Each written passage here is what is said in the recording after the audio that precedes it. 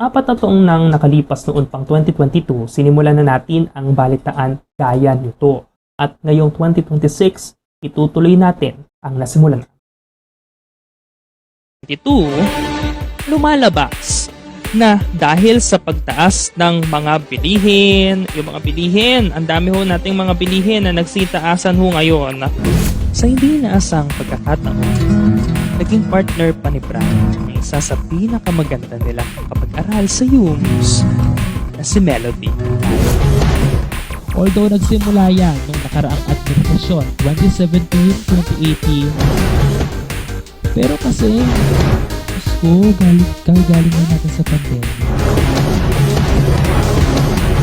Galing na natin sa lockdown din at bumabawi pa lang yung mga chip na yan.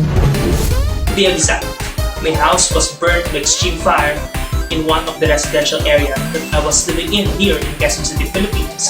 Last September 8, 2022. Sumiklab ang dalawang uri ng apoy sa loob. Ayan po ang mga balita sa araw na ito. Para sa iba pang kaalaman tugnay sa Philippine history, lagi lamang pong umattend o tumutok sa klase ni Sir Jopet Pacho.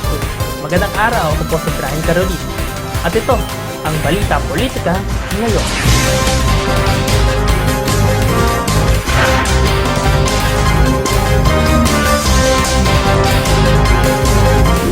Ngayong gabi, COMELEC nakapagtala ng mahigit 65 milyong botante para sa papalapit na presidential election sa May 9, 2022 sa Pilipinas. Pilipinas, 2% na itong ba?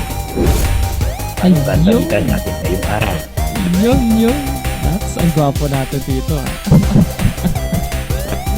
Well, Formal. wait ka na. Oh, buhay pa. Ano ka ano? Gayong nagbabayad naman ang taong bayan ng buwis. Pero ang sikre,